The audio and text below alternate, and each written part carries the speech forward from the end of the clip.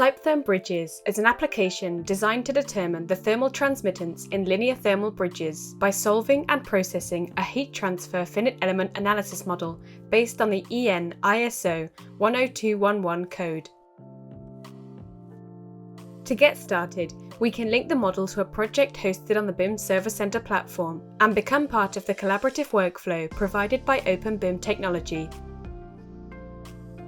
The first tab, About, provides information about the features of the program and the procedure used for the linear thermal bridge analysis. In the second tab, we choose the type of the thermal bridge analysed in the file.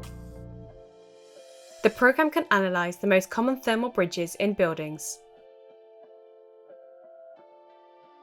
These are the intersections between facades, between the facade and intermediate floor slab, between the facade and flat roof, between the facade and the partitions, between the facade and intermediate floor slab with balconies, and between the facade and floor slab overhang. In the third tab, we define the model of the selected thermal bridge by entering the different layers that make up the building elements. If needed for the analysis, we specify the layout and characteristics of the space being studied and the adjacent space. We also specify the criteria for the consideration of convection in the external layer. Next, we must detail the material layers. These layers are sorted into groups which are numbered for identification. As an aid, the display on the right shows a diagram with a numerical reference of each layer group and its arrangement. In each group, we click on the Edit button to access the table for entering layers. Here, we can add the material layers by typing in their reference, thickness, and conductivity. We can enter this data manually or import it from different libraries or catalogues.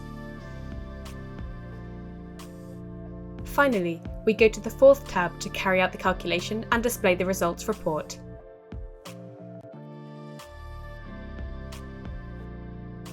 This details the generated design model, including the materials table and the outline conditions. This is followed by the representation of the calculated temperature distribution, the isotherms, and the heat flow direction.